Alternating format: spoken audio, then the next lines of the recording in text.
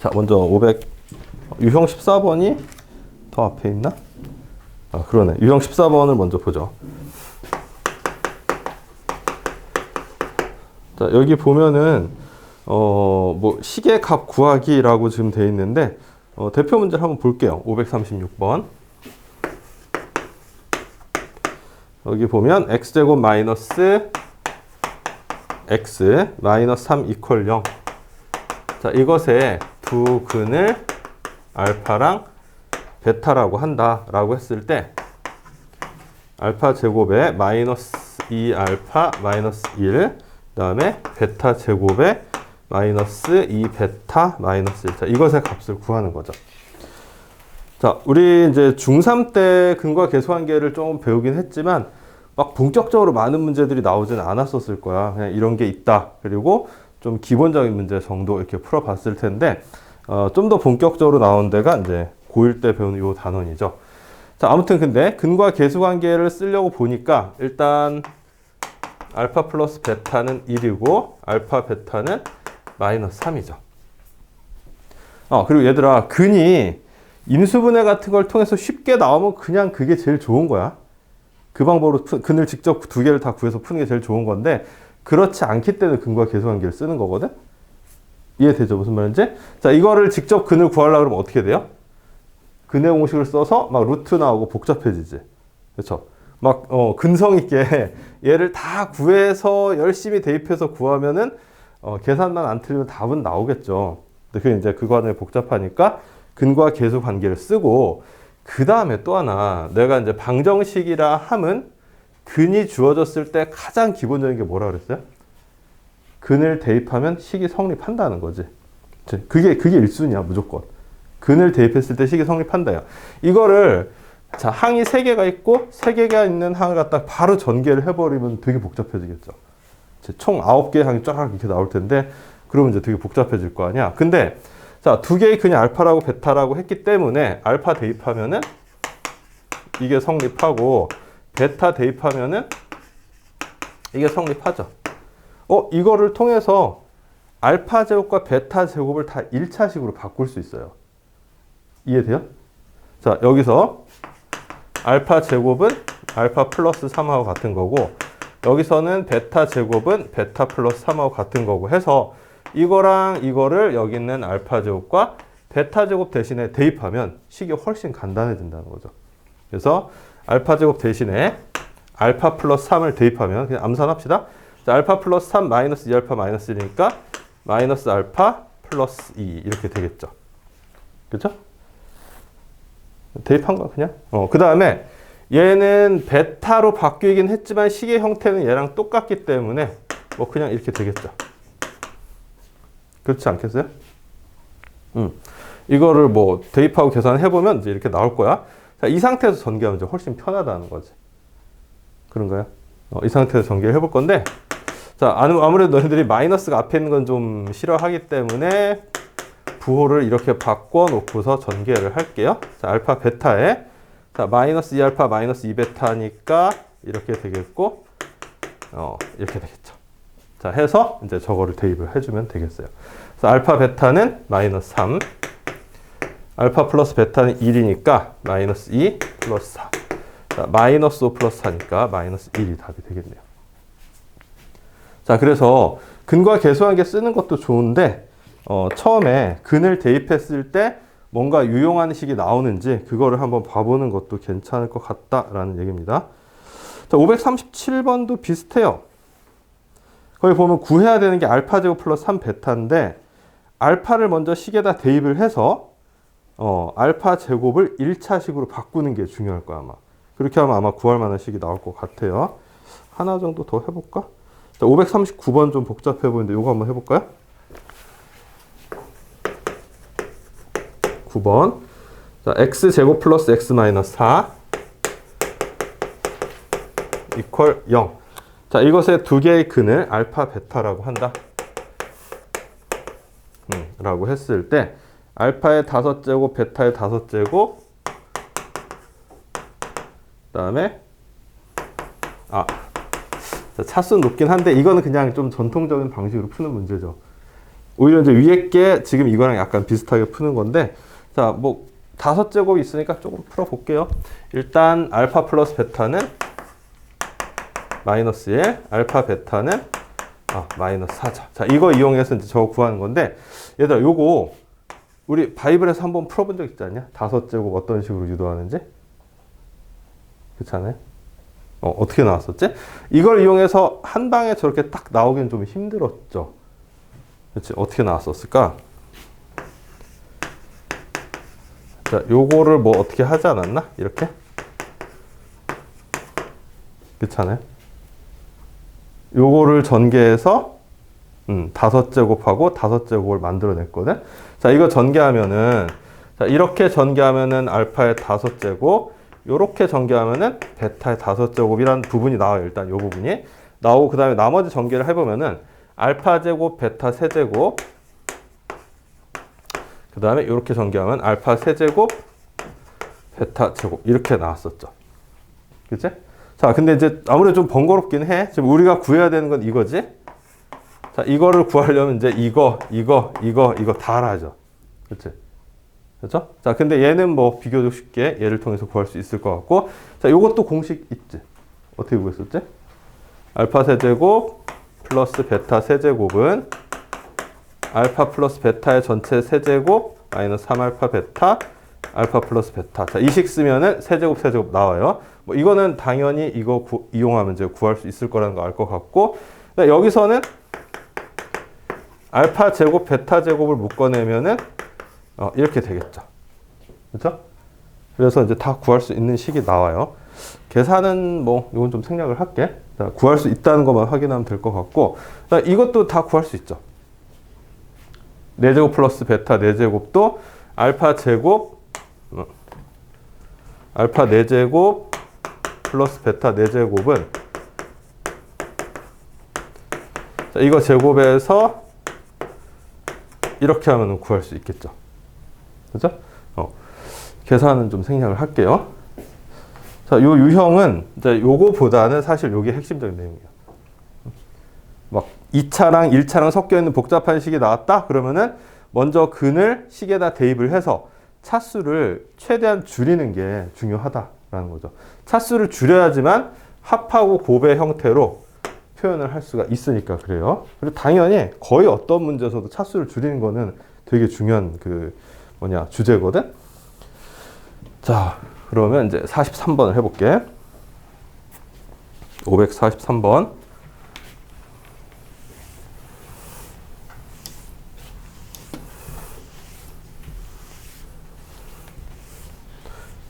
여기 유형 14번에서 혹시 더 풀어보고 싶은 문제 있어요? 괜찮아요? 자, 43번 들어볼게.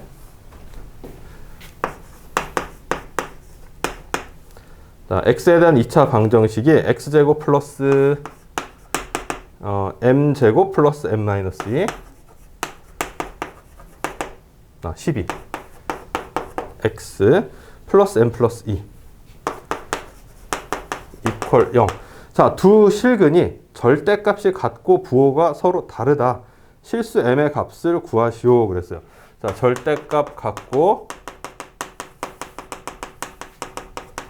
부호가 반대 이렇게 된 거지.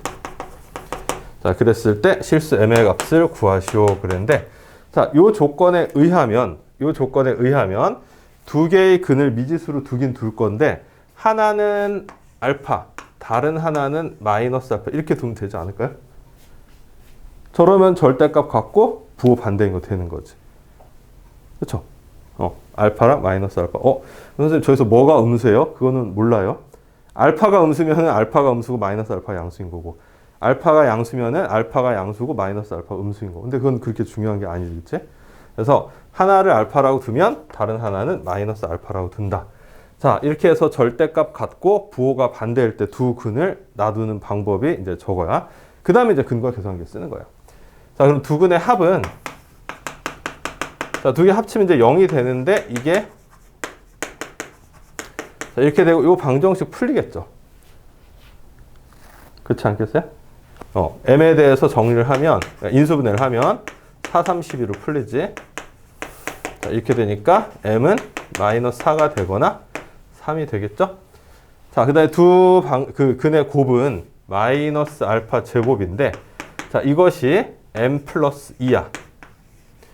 자, 그렇다면 둘 중에서 뭐가 적당한 거지, m 값이? 마이너스 4가 적당한 거예요? 3이 적당한 거예요? 마이너스 4죠? 그치? 아까 내가 알파가 음수인지 양수인지 알 수는 없다라고 했는데, 알파 제곱은 확실히 양수죠. 제곱했으니까. 자, 거기다 마이너스까지 붙어 있으니까 얘는 음수가 돼야 돼요. 자, 그래서 3은 안 되고, 마이너스 4가 답이 되겠죠.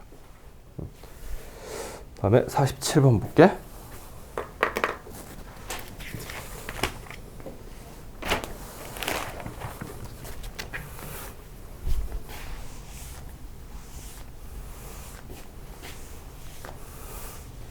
자, 47번. 이게 절대값이 좀 보이는데 절대값이 다루기가 좀 까다롭긴 하지. 2x 제곱에 마이너스 2x 그다음에 플러스 a 이퀄 0이다. 자, 이것의 두근을 알파 베타라고 한대. 라고 했을 때 절대값 알파 더하기 절대값 베타. 자, 이것은 5다. 자, 그랬을 때 상수 a의 값은 얼마인가 이렇게 돼 있어.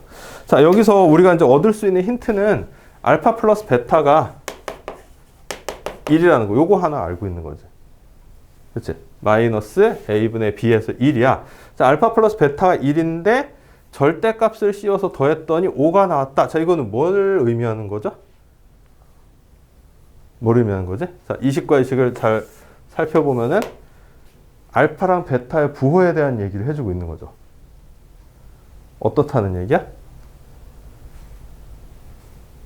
자, 물어봅시다. 자, 두 근 다 모두 음수다는 아니죠. 왜냐하면 합쳤던 양수가 나왔거든? 이건 아니에요. 그럼 두 근 다 모두 양수인가? 그것도 아니겠지.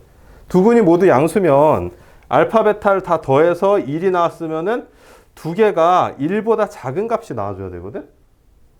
그렇잖아요? 최대한 양보를 해도 하나가 1이면 하나는 0 이런 식으로 나와줘야 돼요. 아무튼 두 개를 합쳐서 1이 안 돼. 그러면 둘 다 양수일 때 절대값을 씌웠다고 해서 이게 뭔가 부호가 바뀌거나 이러나요? 그런 일 없지. 알파, 베타 양수면은 둘 다 양수면 알파 플러스 베타나 절대값 알파, 절대값 베타를 더한 거나 같아야 돼요. 그렇지 않겠냐? 알파, 베타 양수면. 근데 지금 값이 다르게 나왔잖아요. 자, 이 얘기는 뭐냐면 하나는 양수고 하나는 음수라는 뜻이에요. 하나는 양수고 하나는 음수다. 이렇게 생각하면 될 것 같아. 자, 그래서 하나는 양수고 하나는 음수인데 여기서 내가 임의로 어느 하나를 음수라고 놔둬도 무방하겠지. 알파가 무엇이고 베타가 무엇인지는 지금 중요하지 않아. 그냥 내가 임의로 베타는 음수고 알파는 양수다 이렇게 놔둬도 돼요. 그래서 베타를 음수로 둘 거야. 알파는 양수를 둘 거고. 자, 그렇다면 베타가 음수라면은 요 식은 이렇게 절대값 기호를 떼내면 저렇게 되겠지. 베타가 음수라면 알파 마이너스 베타라고 쓸 거야. 자, 그러면 얘 둘을 이제 연립해서 풀면 되는 거야. 연립해서. 자, 두 식을 더해 볼게요. 자, 2알파는 6, 알파는 3. 자, 베타는 얼마야? 그러면은 마이너스 2가 되겠죠. 자, 식 만든지 보세요. 더하면은 1, 빼면은 5. 맞죠? 그래서 알파, 베타 다 구해졌어. 이렇게. 자, 그러면 두 근 알파, 베타에서 이제 A를 구하는 게 목적이니까, 자, A는 알파, 베타랑 연관성이 있죠? 자, 곱하면은 마이너스 6. 자, 이것은 A분의 C니까 2분의 A. 자, 따라서 A의 값은 마이너스 12. 이렇게 나오네요. 이해되나요? 그러니까 여기서 요거랑 이거를 통해서 알파랑 베타의 부호 관계를 눈치를 채야 되는 문제야. 이해됩니까? 이런 거 앞으로 되게 많이 나올 거예요.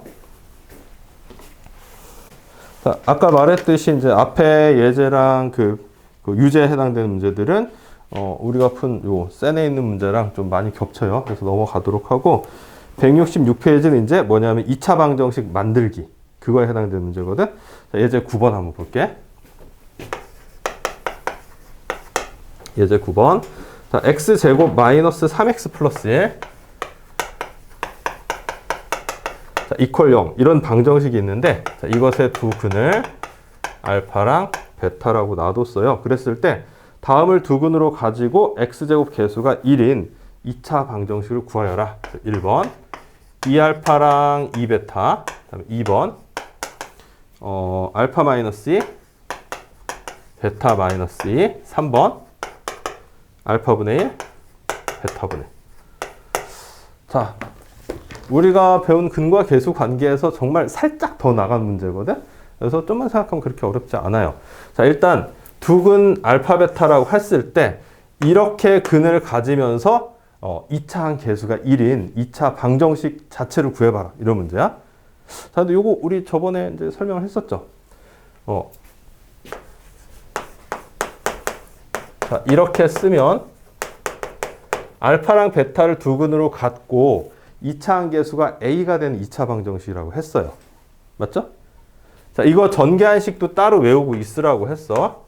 x제곱에 마이너스 알파 플러스 베타 x에 알파 베타 이퀄 0. 자, 이거나 같은 건데 얘는 이제 인수분해 되어 있는 형태, 얘는 전개한 형태. 이거지. 식은 같은 거야. 응? 자, 그래서 이렇게 2차 함계수가 a인 형태라고 했는데 이 문제에서는 지금 2차 함계수를 1인 형태라고 하라고 했으니까 a를 그냥 1로 잡으면 되는 거지. 맞아요? 자, a를 1로 잡고서 자, 첫 번째 문제부터 한번 볼게. 자, 이 전개된 식 기준으로 풀어볼게요. 자, 두 근이 2알파랑 2베타가 되는 2차 방정식을 작성해봐라 라고 했으니까 자, 일단 1차적으로 이렇게 쓰면 되겠니? 그래요? 알파 베타가 아니라 2알파랑 2베타를 두 근으로 갖는 2차 계수가 1인 2차 방정식을 구해봐라. 그럼 저렇게 된 거야. 자, 이제 정리를 하면 되는데 조금 정리를 해볼게. 이렇게 되겠고 자, 뒤에는 4알파 베타 이렇게 되겠죠? 자, 여기서 두 근을 알파 베타라고 했는데 근과 계수관계에 의하면은 알파 플러스 베타가 3, 알파 베타가 1이죠. 이제 요거를 집어넣기만 하면 되는 거지. 그래서 알파 플러스 베타가 3이니까 3이 6. 그 다음에 알파 베타 1이니까 플러스 4. 자, 이게 답이죠. 2차 방정식을 작성하라 라고 했으니까 저게 답이고 자, 두 번째 문제 비슷하게 될 것 같죠? 그치? 자, 세 번째 문제 바로 해볼게. 세 번째 문제는 알파분의 1하고 베타분의 1을 근으로 갖는다 라고 했으니까 이렇게 해주면 되겠죠. 두 근의 합이 여기 들어가고 두 근의 곱이 여기 뒤에 들어가면 되겠어요. 이렇게. 자, 그러면 얘는 통분하는 게 좋을 거야. 마이너스 알파 플러스 베타 x 얘도 이렇게 표현하는 게 좀 더 보기가 좋죠. 자, 그 다음에 이제 근과 계수한 게 저희 분홍색으로 써놓은 거 요걸 써서 값만 대입해 주면 돼요. 그래서 알파 플러스 베타는 3, 알파 베타는 1이니까 여긴 마이너스 3x, 알파 베타 1이니까 자, 세 번째 문제는 요게 답이죠. 2차 방정식을 작성하는 게 답인 거야. 자, 이렇게 해서 이제 방정식을 작성해 봤고요. 요거 연습을 좀 해볼 건데 자, 그냥 9-1번? 그것만 하면 될 것 같아요. 자, 9-1번에 1번, 2번, 3번 해보세요. 자, 9-1에 숫자 바꾸기 3번 한번 같이 보자고.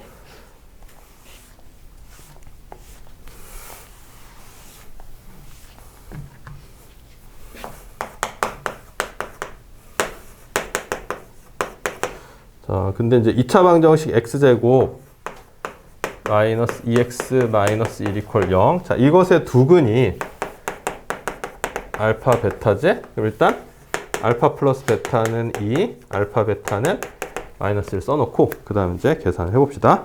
자, 다음을 두 근으로 가지고 x제곱의 계수가 1인 2차 방정식을 구하여라. 3번에 보면은 두 근이 2알파 플러스 베타분의 1, 그 다음에 2베타 플러스 알파분의 1. 뭔가 이제 대칭성이 좀 있게 생겼기 때문에 근과 계수 관계를 쓸 수 있을 것으로 보여요. 그래서 일단 방정식 먼저 세워보면 마이너스 두 개의 근의 합 이렇게 되겠죠. 그렇죠? 1차 계수는 그 다음에 상수항은 두 개의 근의 곱이 들어와 줘야 돼. 이렇게 했나? 일단 여기까지 썼어요? 그 다음에 이제 요거를 근과 계수관계를 써서 계산을 해줘야 되는 거죠. 자, 요거는 뭐 별로 어렵지 않아 보여, 지금. 자, 요거 좀 정리를 해보면은, 여기다 좀 해볼까? 요 부분.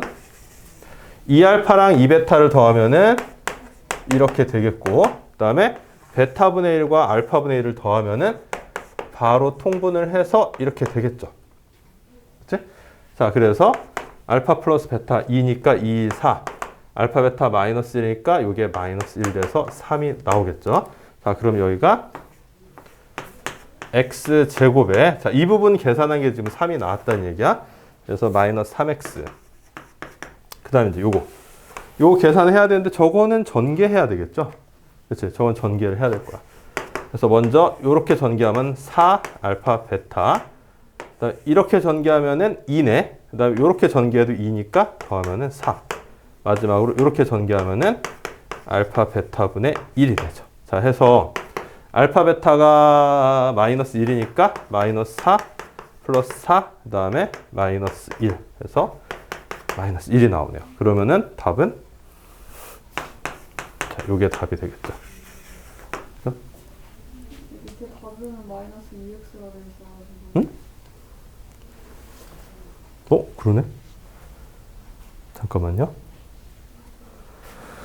두 개를 합치면 2에, 내가 틀렸지, 이 계산. 이거 틀렸죠? 알파 베타분의 1이 아니라 통분하면 이거지. 혹시 하은이도 이렇게 나왔나? 네. 이게 실수하기 쉬운 건가 보네. 자, 그래서 이게 아니라 얼마예요?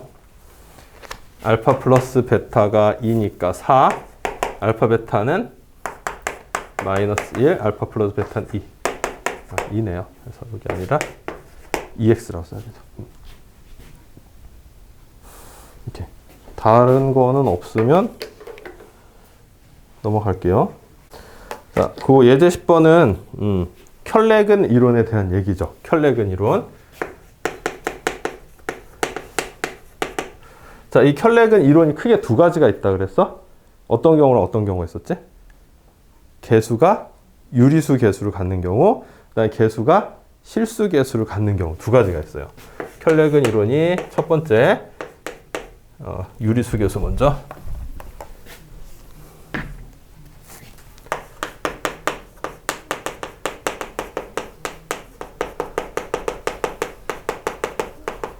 자, 유리개수가 이제 유리수 개수를 줄인 말이에요. 유리개수. 개수가 유리수인 개수를 갖는 2차 방정식. 상수항 포함이에요. 그 다음에 두 번째, 개수가 실수인 개수를 우리가 줄여서 실개수라고 부릅니다. 실개수 2차 방정식. 자, 이렇게 두 가지 이론으로 나눠줬었지. 그쵸? 자, 첫 번째, 유리개수를 갖는 2차 방정식인 경우에, 한 근이 예를 들어서 이렇게 생겼다고 하면 P 플러스 Q 루트 M 형태로 생겼다고 하면, 자, 여기서 PQ는 유리수예요. PQ는 유리수. PQ는 유리수고 루트 M은 무리수를 얘기하는 거야. 내가 이제 그 편의상 루트 M이라고 썼는데 저기 이제 어떤 무리수가 나와도 상관이 없어. 무리수가 얘들아 꼭 루트만 붙은 것만 무리수가 있는 건 아니지. 그렇게 알고 있나? 루트가 안 붙은 것 중에서 대표적인 무리수가 뭐가 있죠? 파이. 그렇지? 파이 같은 게 무리수야. 자, 그래서 이런 식으로 유리수 더하기 유리수 곱하기 무리수 형태의 무리수예요, 이거는. 자, 한 근이 저런 형태로 나왔다? 그러면은 다른 한 근은 무조건 뭐다? 이런 식으로 무리수 부분의 부호가 반대로 바뀐 형태로 나올 수밖에 없다, 이거죠. 언제? 개수가 유리수인 그런 2차 방정식일 때. 다음에 두 번째로 실수 개수 2차 방정식일 때 한 근이 A 플러스 BI 형태예요. 자, 여기서 A, B는 실수고, 자, B는 0이 아니에요. 자, B가 0이 안 돼야지 저게 이제 허근이 되는 거지. 자, 저런 형태의 허근이 나왔어. 자, 이런 형태의 허근이 나왔다? 그러면 다른 한 근은 무조건 뭐다? 무조건 뭐다? 이것에 켤레복소수 근이 나올 수밖에 없다. 그리고 이게 근의 공식을 통해서 저번 시간에 설명을 했어요. 왜 저렇게 되는지를. 근데 솔직히 시험에서 왜 저렇게 되는지는 중요하지 않고 저 결과를 갖다가 이용해서 잘 적용하면 되거든. 자, 근데 이거를 반드시 구별을 해야 돼, 얘들아. 유리수 개수냐, 실수 개수냐. 이거를 구별한 다음에 적용을 해야 돼요. 오케이? 둘 다 어떤 게 나올지 몰라. 근데 너희들 그 유리수 개수에 대해서는 이거 중3 때 좀 배우지 않았냐? 약간 어려운 심화 과정을 했으면 저거 배웠었을 것 같은데 안 배웠어요? 기억 안 나요? 배웠던 것 같죠? 뭐 이게 이제 그 저거 자체가 뭐 시험 문제 나오진 않았었을 텐데 뭐 얘기했을 수도 있고 뭐 안 했을 수도 있어요. 자, 그럼 이제 문제 한번 볼게. 예제 10번에 1번. 2차 방정식 x제곱 플러스 1-a의 x 플러스 b-3 이퀄 0. 자, 이것의 한근이 2 플러스 루트 3이래요. 자, 이거 유리수랑 무리수 더하면 무조건 무리수라고 그랬어. 무리수인 근이 나왔어. 자, 그랬을 때 유리수 A, B의 값을 각각 구하여라 이거예요. 자, 딱 저거 1번에 해당되는 얘기지. 그렇지? 1번에 해당되냐. 개수, 유리수, 근은 무리수인 근이에요. 그렇죠? 자, 따라서 다른 한 근을 바로 뭐라고 생각할 수 있다? 2 마이너스 루트 3 이렇게 생각할 수 있어요. 오케이? 자, 그 너희들이 실수하지 말아야 될 것 중에 하나가 가끔가다 이걸 거꾸로 써놓는 경우가 있거든? 막 이렇게 썼어. 그러면은 이것의 켤레수가 이게 아니에요. 반드시 무리수 부분의 부호를 바꿔야 되는 거야. 자, 아무튼 저렇게 이제 됐어. 자, 이제 여기서부터는 근과 개수 관계를 써서 그냥 풀면 되겠죠. 그렇지? 자, 두 근의 합은 얼마예요? 자, 합치면은 4. 자, 이것은 마이너스 a분의 b니까 a 마이너스 1하고 같아져야 돼. 따라서 a 값은 5가 되겠죠. 그 다음에 두 근의 곱을 쓸 거야. 이 켤레수가 있잖아. 합하고 곱을 하기에도 되게 편해요. 자, 이거 곱하면은 4 마이너스 3이니까 1이지, 그치? 맞아요? 합차 공식에서 1이야. 자, 이것은 a분의 c 해서 b 마이너스 3이에요. 자, 따라서 b의 값은 4. 자, 이렇게 이제 켤레근 이론을 쓰면은 되게 쉽게 구해진다. 자, 2 플러스 루트 3은 사실 여기랑 여기다 대입해도 답은 나와. 답은 나오는데 이제 이렇게 구하는 게 훨씬 편하다는 거지. 자, 두 번째도 해볼게. 자, 1번 이해됐으면 두 번째 거 별로 어렵지 않을 겁니다. 자, x제곱에 마이너스 a 마이너스 3의 x 그 다음에 플러스 b 플러스 2. 자, 이거에 이퀄 0 한 근이 1 마이너스 i래요. 그리고서 실수 a, b라고 지금 나와 있어. 자, 이게 이제 2번 케이스지 딱. 자, 한 근이 1 마이너스 i 허근이 나왔고 개수는 전부 실수라고 했으니까 켤레근 이론이 적용이 됩니다. 자, 바로 그냥 풀게요. 자, 두 개의 근을 합치면은 1-i랑 1+i를 합친 거기 때문에 2가 나오겠죠. 자, 이것은 근과 개수 관계에서 마이너스 a분의 b 해서 a-3이야. 자, 따라서 a 값은 5. 자, 그 다음에 두 개의 근의 곱. 자, 곱은 켤레근이니까 이렇게 곱해줘야 되죠. 그렇죠? 자, 그럼 얘는 얼마다? 요 2 나오는 거 맞아요? 이제 요런 계산 이제 많이 해봤지? 그래서 a분의 c니까 b 플러스 2. 따라서 b의 값은 0이다. 이렇게 쉽게 구해져요. 자, 그래서 켤레근 이론에 대한 예제를 좀 해봤고, 자, 요거 좀 풀어볼게요. 어디를 해볼까? 살짝 응용된 거 한번 해볼까? 10-2번 하나 해봅시다. 10-2번. 자, 시간이 좀 애매한데 그냥 시작을 합시다. 어차피 늦게 시작을 했으니까. 자, 1차 함수에 대해서 우리 한번 생각을 해보자. 자, 1차 함수는 얘들아 기본적인 형태가 이렇게 생긴 거 아니냐? 그치? mx 플러스 n 이렇게 생긴 형태야. 자, 그럼 내가 여러분들한테 하나 좀 물어봅시다. 이거 아직 아마 들었을지 어땠을지 모르겠는데 식을 이렇게 썼다고 한번 해볼게요. 자, 위의 식하고 밑의 식은 뭐가 다를까요?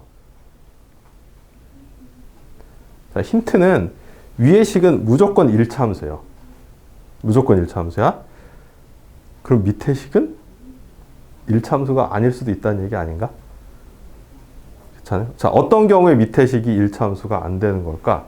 그러니까 밑에 식은 이게 혹시 이렇게 써놓으면은 뭐 어렵게 생각될지 모르겠는데 예를 들자면 뭐 이런 식으로 써놓은 형태를 얘기하는 거예요. 응? 그러니까 얘를 어떻게 이항하고 바꾸면 이런 형태로 바꿀 수 있잖아. 그치? 이런 형태로 바꿀 수 있는데 사실상 100% 다 바꿀 수 있는 건 아니에요. 일부 안 되는 것들이 있는데 자, 그게 언제 안 되는 거니? 여기서 이걸로 바꾸지 못하는 경우가 뭐가 어떤 경우예요? b가 0인 경우지. 그치? 자, 얘는 b가 0이 아니면 이렇게 100%다 바뀌어. 근데 b가 0인 경우는 y 자체가 사라지기 때문에 무조건 y가 살아있는 이 식으로는 바꾸지 못해요. 자, 근데 그 차이가 뭐냐면 얘는 무조건 함수 관계가 되는데 얘는 함수 관계가 안 될 수도 있다라는 얘기예요. 무슨 말인지 이해돼요? 그럼 도대체 함수 관계라는 건 뭐지? 함수 관계. 내가 지금 함수 관계라는 말을 썼거든? 자, 얘는 무조건 함수가 된다 그랬어. 근데 얘는 함수가 안 될 수도 있다 그랬어요. 대부분 되는데 안 될 수도 있어요. 자, 우리가 함수 관계라는 거는 일단 두 개의 변수 사이에서의 얘기야. 그러니까 여기서는 x랑 y지, 그치? x랑 y 사이에 어떤 관계를 얘기하는 건데 어떤 경우에 우리가 함수 관계에 있다라고 얘기를 하고 어떤 경우에 함수 관계가 아니다라고 얘기를 하나요? 이거 좀 정확히 알고 넘어가야 될 것 같아. 정확히 아는 사람 없나? 워낙 요반은 알아도 지금 얘기를 안 하기 때문에 어떤 경우가 함수 관계가 안 되냐면은 아까 얘기했듯이 b가 0일 때는 함수 관계가 아니에요. 그럼 뭐가 어떻게 되는 경우가 함수 관계가 아니라고 얘기를 하고 뭐가 어떻게 되는 경우를 함수 관계이다라고 얘기를 하냐라는 거야. 다 알지 않아요? 한이 알지 않냐? 자, 그럼 일단 함수라는 거를 얘기하기 전에 대응이라는 거는 뭔지 알아요? 대응. 자, 두 개의 집단이 이렇게 있어. 두 개의 집단이 이렇게 있고 두 개의 집단에 막 구성원들이 이렇게 있어요. 이런 식으로 이렇게 있는데 뭐 이런 그림 너희들 막 본 적 있지 않냐? 이런 그림 본 적 있지 않아요? 이런 걸 우리가 대응이라고 하거든. 자, 이 집단 안에 있는 구성원들하고 이 집단 안에 있는 구성원들끼리 짝을 지어 놓는 거야. 짝을 지어 놓는 건데 방향성이 있어요. 그러니까 여기서부터 시작해서 일로 가는 거야. 여기서부터 시작해서 일로 가는 거야. 응? 여기서부터 시작해서 일로 가는 건데 자, 여기서 이 대응 관계 중에서 함수 관계가 되는 대응 관계가 있고요. 함수 관계가 안 되는 대응 관계가 있어. 그게 뭐냐면은 자, 이런 식으로 얘가 하나에서 하나로 대응됐을 때는 전부 이걸 함수 관계라고 얘기를 해요. 이런 대응 관계를 함수 관계라고 얘기를 하는데 자, 하나에서부터 여러 개로 대응되는 게 생기면 그때 그 대응 관계는 함수 관계라고 얘기하지 않아요. 그런 거 들어본 적 있지 않냐? 함수가 되려면 하나에서부터 하나로만 대응되는 것만 있을 때 그때를 우리가 함수라고 이제 얘기를 하죠. 자, 그럼 얘들아, b가 0이 되면 어떻게 되기 때문에 함수가 안 되는 거지? b가 0이 되면은? 자, b가 0이 되면, 자, 이게 사라지니까, 예를 들자면, 뭐, x는 1, 이런 걸 얘기하는 거예요. 자, 저거 그래프로 그리면 어떻게 생겼지? 그래프로 그리면은, 이거 아마 배웠을 것 같은데, 이렇게 생겼죠? 이게 무슨 뜻이야? x는 1이라는 게? y좌표가 무엇이 되든 간에 관계없이 x값은 무조건 1이라는 얘기죠. 그렇죠? 그러니까 1,0도 있고 1,1도 있고 1,2도 있고 1,3도 있고 1,-100도 있고 x좌표는 무조건 1일 때 우리는 x는 1이라고 표현을 하고 자, 이것은 이렇게 수직인 직선을 얘기를 하는 거예요. 자, 그러면 이 직선이 갖는 대응 관계는 어떻게 돼요?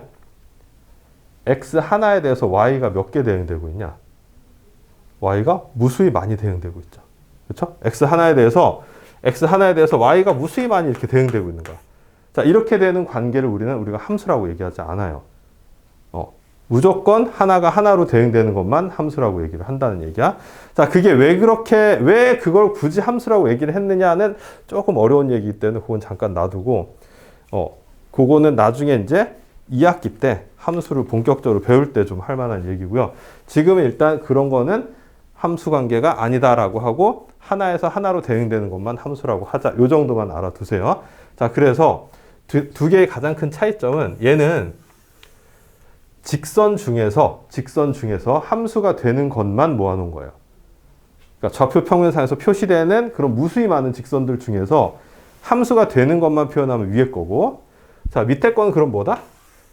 좌표 평면상에서 표현되는 모든 직선을 다 얘기하는 거예요. 이해돼요? A, B, C 값을 적절히 조절을 하면 좌표 평면상에서 존재하는 모든 직선을 다 나타낼 수 있는 거지.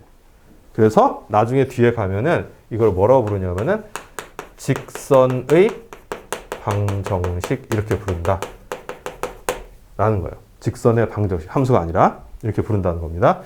자, 그러면 얘들아, 이 개념에 포함이 되는 거다라고 얘기할 수 있나? 그쵸? 그치? 얘는 모든 직선에 다 표현이 된다 그랬잖아. 근데 얘는 직선 중에서 함수가 되는 것만 표현이 된다 그랬잖아요. 따라서 이렇게 표현하면 얘를 포함을 다 시킬 수가 있어요. 이렇게 생긴 직선들을. 자, 요건 이제 좀 되게 그 큰 범주의 얘기를 좀 한 거고, 우리 중학교 때 배웠던 걸 잠깐 복습을 해보자면, 자, M하고 N을 우리 각각 뭐라고 부르지? M하고 N을 직선의 기울기. N을 뭐라고 불러요? N을 Y 절편 이렇게 부르지. 맞니? 맞아요? 자, 기울기랑 Y절편 주어져 있으면 너희들 1차 함수 그래프 다 그릴 수 있어요? 기억나요? 기울기랑 Y절편이 있으면. 자, 한번 봅시다. 자, 요런 1차 함수가 있어? 자, 그러면 일단 좌표축을 그린 다음에 뭘 찍냐, 보통? Y절편을 이렇게 찍지 않아요? 그치? 그 다음에 기울기가 마이너스이면 이제 어떻게 그려? 기울기가 마이너스이면은 대충 이 정도쯤 그리지 않아요? 대충이라고 얘기는 했는데, 자, 기울기가 잘못 그렸네. 자, 이렇게 실수를 연발하냐? 마이너스이면은 저 방향이 아니죠? 1 찍고 이 방향이죠? 맞아요? 자, 이 방향이야. 자, 요거를 우리가 Y절편이라고 하고 얘를 뭐라고 부르지? 이 점의 X좌표를? X절편이라고 부르죠? 자, 그럼 여기서 여기 어디 지나요? 기울기가 마이너스이면은 어딜 지나지? 몇 콤마 0을 지나죠? 2분의 1 콤마 0이죠. 맞아요? 2분의 1 콤마 0. 이거 맞니? 응?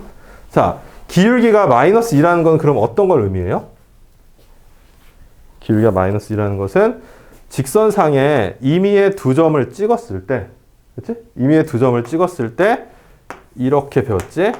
X좌표의 증가량 분의 Y좌표의 증가량의 비율, 이것을 우리가 기울기라고 한다. 이렇게 배우지 않았어요? 그치? 그래서 자, 이 점에서 이 점으로 갈 때, 이 점에서 이 점으로 갈 때 X좌표는 2분의 1만큼 증가를 하죠. 그치? 2분의 1만큼 증가를 하는데 그에 반해서 Y좌표는 여기가 0,1이었어.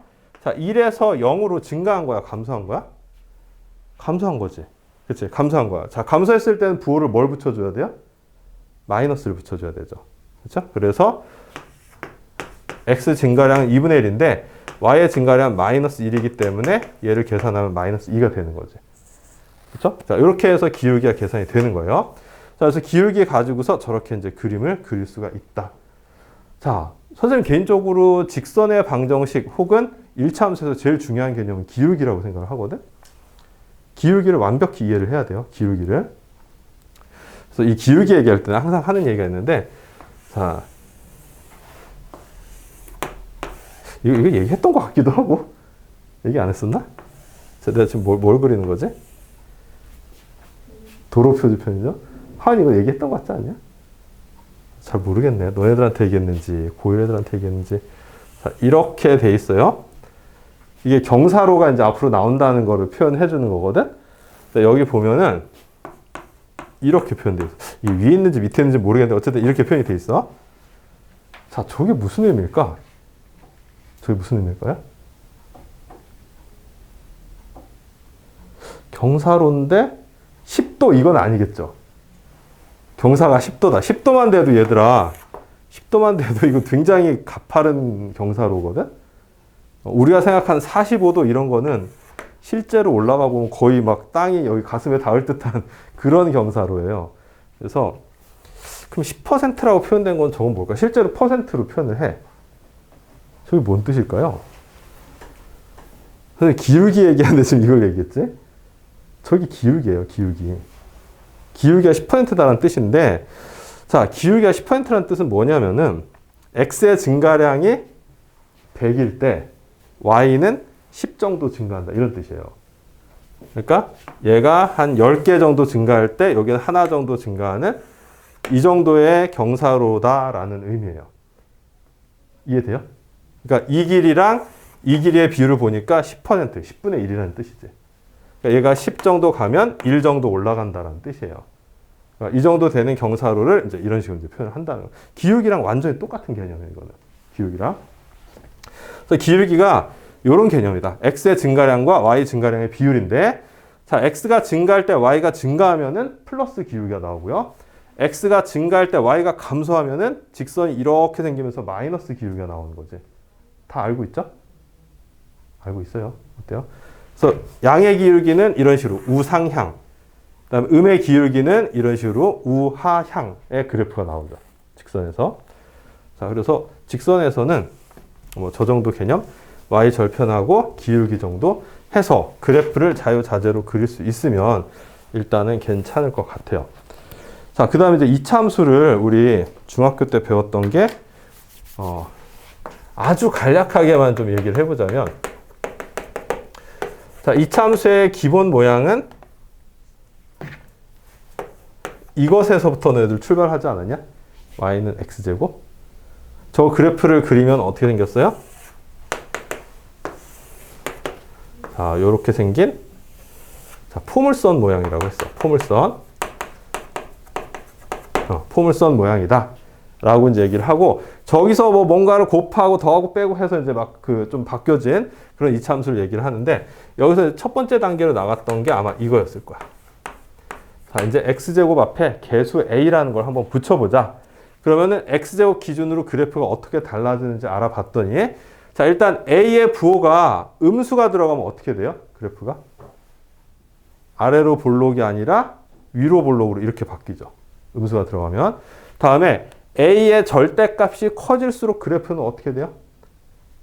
a의 절대값이 커질수록 그래프는 좁아져, 넓어져? 뾰족해져요. 이렇게 넓적해져요. a의 절대값이 커질수록. 어이? 좁아지죠. 좁아져요.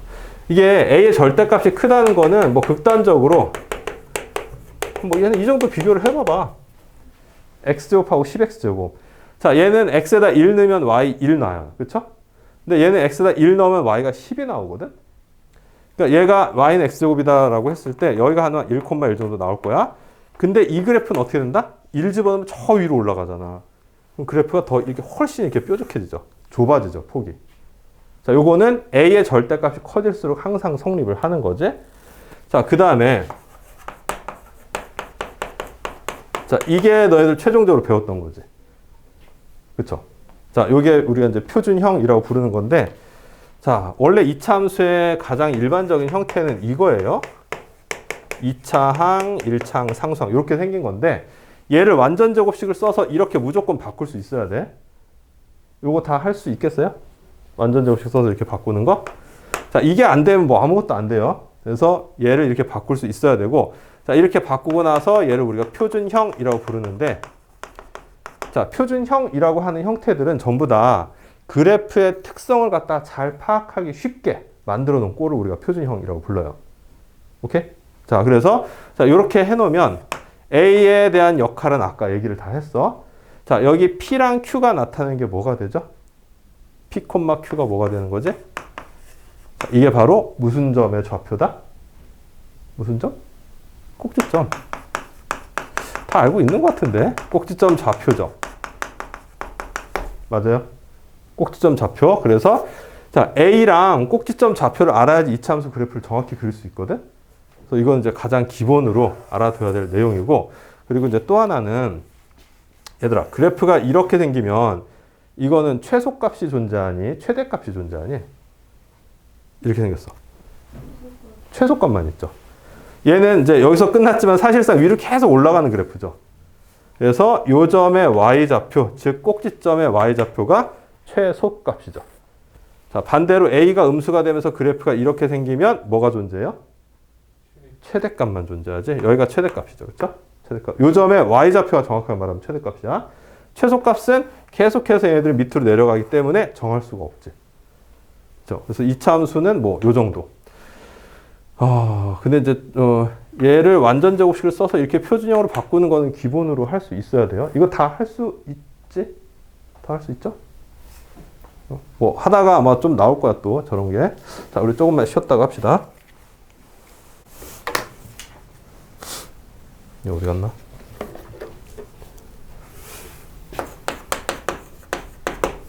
자, 예제 1번이에요. 이차 함수의 식을 구하여라. 그런데 1번. 그래프의 꼭지점 좌표가, 자, 꼭지점 좌표가 1,-1이고, 그 다음에 y 절편이 3이다. 자, 저 y 절편이란 거는 하도 이제 직선, 그러니까 1차 함수 쪽에서 나오다 보니까 혹시나 1차 함수에서만 있는 걸로 그 착각할 수도 있는데 그건 아니에요. 어떤 모든 식이나 함수나 다 존재하는 거야. 그래서 y절편이 3이다 라고 하는 얘기는, 자, 요 점을 지난다는 뜻이죠. 0,3. 그치? 자, 그래서 먼저 꼭지점이 이렇게 되니까 표준형 기준으로 식을 세우면 이렇게 되겠죠. 그치? 자, 그 다음에 여기다 뭘 대입한다? 0,3을 대입을 해서 a 값을 구하면 되겠어요. 자, 0 대입하고 3 대입하면 0 대입하면은 a-1 따라서 a 값이 4가 되죠. 자, 그럼 y는 뭐 이렇게 그냥 구하면 되겠지. 1번은 이렇게 풀었고, 다음 2번도 볼게요. 자, 세 점 마이너스 2,7, 그 다음에 1,-2, 그 다음에 2,3을 지난다 그랬는데, 점을 좀 계산하기 귀찮게 줬네요. 자, 이게 뭐랄까, 그 y좌표가 같은 점을 두 개를 준다든지 이러면 조금 편하게 할 수가 있는데, 아니면 y좌표가 0인 점을 준다든지 이러면 좀 편하게 할 수 있는데 그냥 막 랜덤하게 줬어요. 그렇죠? 자, 그러면 이때는 하나 물어봅시다. 표준형을 쓰는 게 좋을까? 일반형을 쓰는 게 좋을까? 저렇게 주면 일반형이 낫겠죠. 일반형이 나아요. 자, y는 자, 이게 표준형은 이렇게 생겼잖아. 자, 그래서 생긴 걸로 봐서 일반형을 쓰는 게 왜 편한지 납득이 돼요? 왜 그렇게 되냐면은 점들을 대입해서 A, B, C를 구해야 되거든? 여기선 점들을 대입해서 A, P, Q를 구해야 되는데, 자, 얘 같은 경우 대입시키면 이 제곱 때문에 2차항이 나와버리죠. 그렇지? 그래서 계산이 좀 복잡해진다. 그래서 일반형에다 대입시키는 게 편해요. 자, 이제 하나씩 대입을 해볼게. 자, 7은 마이너스 2 대입하면은 4A 플러스 C 이렇게 되겠고, 그 다음에 마이너스 2는 1 대입하면은, 그 다음에 2,3이니까 3은 2 대입하면은 2B 플러스 C 이렇게 되겠네. 그래서 세 개의 식을 이제 연립을 해서 푸는 거야. 근데 너네들이 정식 과정에서 미지수 3개 있는 1차 연립 아마 풀어본 적이 없을 거예요. 2개 있는 것까지 해보지 않았냐? 그치? 근데 3개 있는 것도 그렇게 어렵지 않아요. 자, 얘 같은 경우에는, 자, 얘를 1번, 2번, 3번 식이라고 하면은 어떻게 처리를 해주는 게 좀 식을 간단하게 만들 수 있을까? 1번하고 3번. 그쵸. 1번, 3번이죠. 1번, 3번에서 4A랑 C가 동일하기 때문에 1번에서 3번을 빼면 B 값이 한 번에 딱 나와버리지. 그치? 그래서 비교적 그래도 미지수 3개인 것 치고는 쉽게 풀 수 있는 식으로 준 거예요. 자, 1번하고 3번을 빼봅시다. 자, 1번에서 3번을 빼면 자, 7에서 3 빼니까 4. 4AC는 사라지고 여기서 이거 빼니까 마이너스 4B가 되죠. 따라서 B의 값은 마이너스 1로 정해졌어요. 그치? 자, B의 값 마이너스 1 대입해서 이제 풀 건데, 자, 마이너스 1을 대입을 해보면, 자, 2번 식에다가 대입을 해볼게. A 마이너스 1 플러스 C는 마이너스 2니까 A 플러스 C는 넘기면은 마이너스 1 나오죠. 그 다음에 1번이나 3번 중에 하나 이제 대입을 해볼게. 자, 1번에다 대입을 해볼까요? 자, B에다 마이너스 1 대입하면은 4A 플러스 2 플러스 C는 7이죠. 그러면 4A 플러스 C는 5가 되니까 이제 또 이식하고 이식을 연립하면은 A랑 C도 다 나오는 거지. 맞죠? 자, 여기서 이거를 거꾸로 뺄게요. 자, 거꾸로 빼면은 4A에서 A 빼니까 3A 이퀄 5에서 마이너스 1 빼니까 6 돼서 A는 2가 나오겠네요. 자, A가 2가 나오면 여기가 2 대입하면 C는 마이너스 3 이렇게 구해지죠. 그래서 답은 2x 제곱에 자 B가 아까 마이너스 1이었지? 마이너스 x에 마이너스 3. 자, 이렇게 그냥 쓰면 되고 이걸 굳이 표준형을 바꿀 필요는 없지. 이렇게 이차함수의 식을 구했고요. 자, 마지막에 이제 x절편 3, y절편 x절편이 마이너스 1과 3이고 y절편이 마이너스 3이다 그랬는데 자, 3번은 조금 의미가 있지. 자, 이거 좀 지우고 해볼게. 3번에 x절편이 마이너스 1하고 3이래요. 그 다음에 y절편은 마이너스 3. 자, 얘를 이제 그림으로 그려보면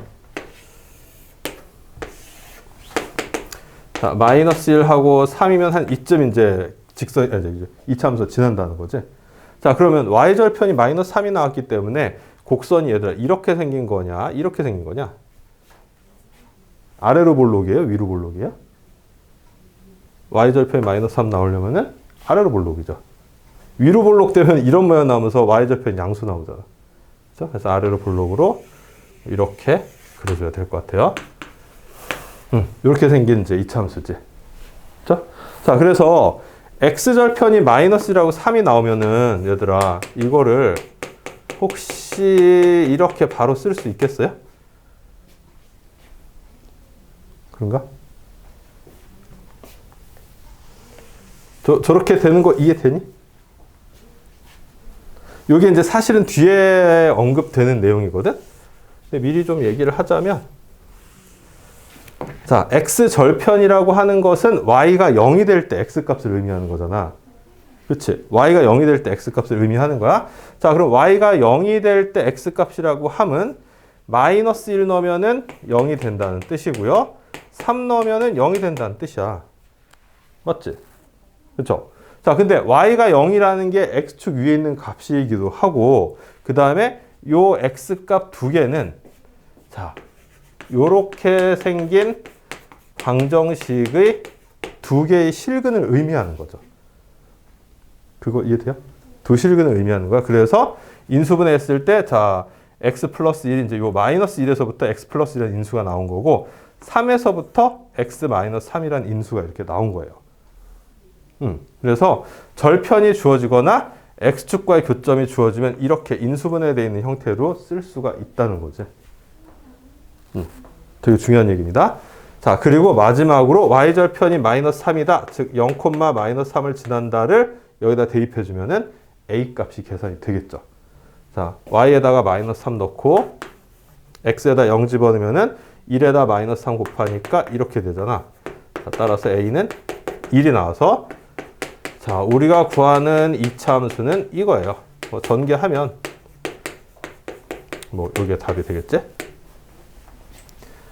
저거 이해되나요? x절편 나왔다. 혹은 x축과 만나는 교점의 좌표를 줬다. 그러면 이제 저렇게 풀면 되는 거죠. 그럼 얘들아, 만약에 x축과 만나는 점이 이렇게 주어졌어. 여기가 마이너스 2 이런 식으로 주어졌다고 해봐. 자, 그럼 이 이차함수식은 어떻게 세울 수 있어요? 어떻게 세울 수 있지? 일단 이차함계수는 모르지? 이차함계수는 a라고 쓰고 그 다음 뒤에를 어떻게 쓸 수 있을까? 저렇게 되는 걸 우리 뭐 했다라고 얘기하지? 이 이차함수의 그래프가 x축에 뭐 했다라고 얘기하죠? 이런 말 쓰지 않냐? 접한다. 어이? 처음 들어보냐? 접한다는 말 쓰죠?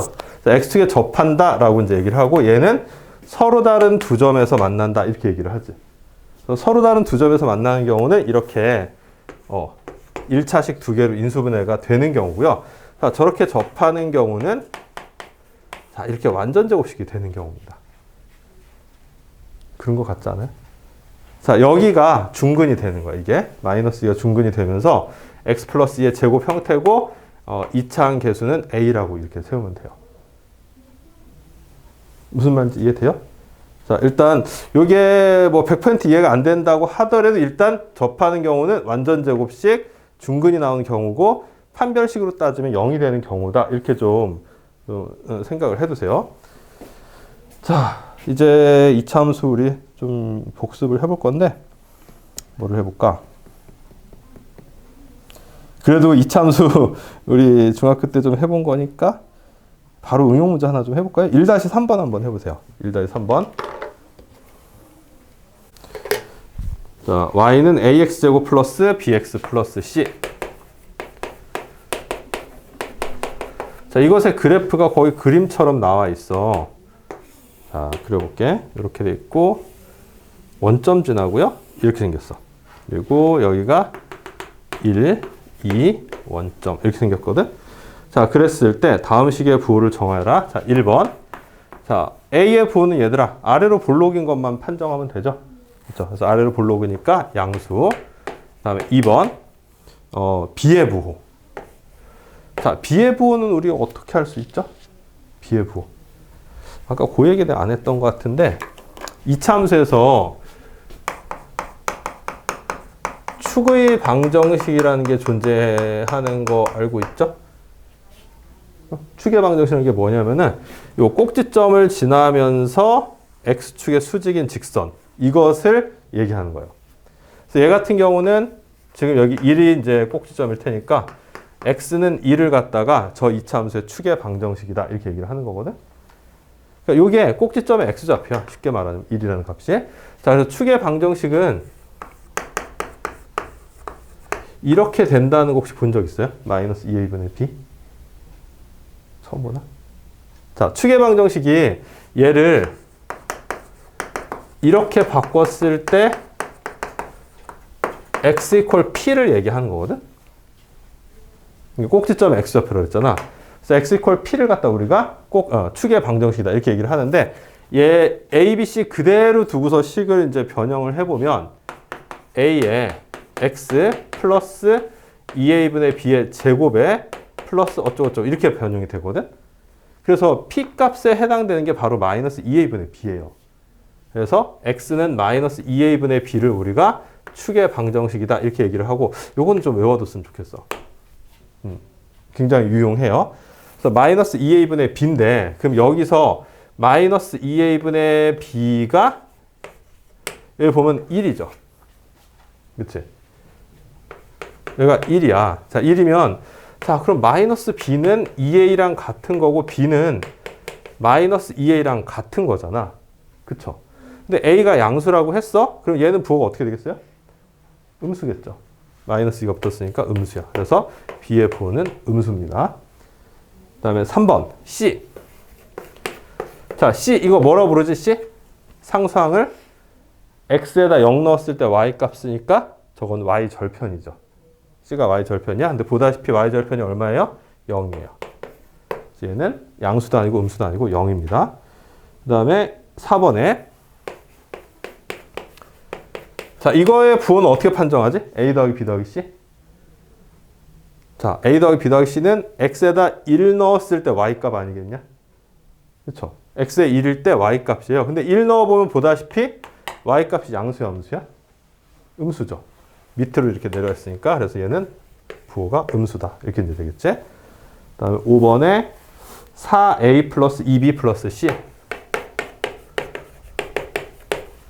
자, 이번에 얘는 x에다 뭐 대입하면 이 식이 나오냐? 2 대입하면 나오지 않아요? 2 대입하면은 4a 플러스 2b 플러스 c야. 자, 근데 2 대입하면 요거 함수값이 0이죠. 그러니까 2 대입하면 0이니까 얘는 그냥 0이죠. 그쵸? 그 다음에 마지막으로 6번은 a-b 플러스 c야. 자, 이거는 x에다 뭐 대입한 거지, 얘들아? x에다가 마이너스 1 대입하면 이렇게 부호가 되죠. 그죠? x에다 마이너스 1을 대입한 형태야. 자, x에다 마이너스 1을 대입한 y값인데 마이너스 1은 여기 어디쯤 있을 거 아니야, 이렇게. 그러면은 y값이 보다시피 양수죠. 그래서 얘는 양수. 이렇게 이제 부호가 결정이 되는 거지. 자, 이렇게 됐고요. 뭐 요거랑 이제 더불어서 이제 좀 많이 나오는 것 중에 하나가 또 이런 거예요. a 플러스 2b 플러스 4c. 자, 이거는 뭘 대입해야지 저 부호를 알 수 있을까? a 플러스 2b 플러스 4c.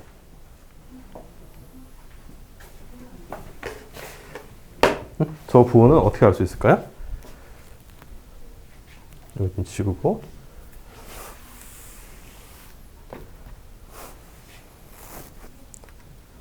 자, 이거 부호는 어떻게 될 것 같아?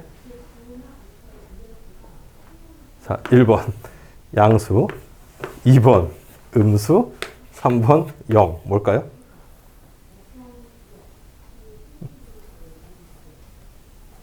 뭘 것 같냐? 이런 것도 한 적 있었을 것 같은데. 자, 일단 x에다가 뭔가를 대입해서 이 값이 바로 나오진 않죠. 바로 나오진 않아요. 대신에 x에다 2분의 1을 한번 대입을 해볼 거야. 자, 2분의 1을 대입을 해보면은 4분의 1 a 플러스 2분의 1 플러스 c가 나오는데 여기서 4분의 1을 묶어내면 이렇게 되죠. 맞아요? 그러면은 2분의 1 대입시켰을 때 부호랑 a 플러스 2b 플러스 4c의 부호는 같겠지. 그치? 앞에 4분의 1이 곱해진 것 뿐이니까. 자, 근데 2분의 1은 여기 있잖아요. 보다시피 2분의 1 대입했을 때 함수값은 뭐다?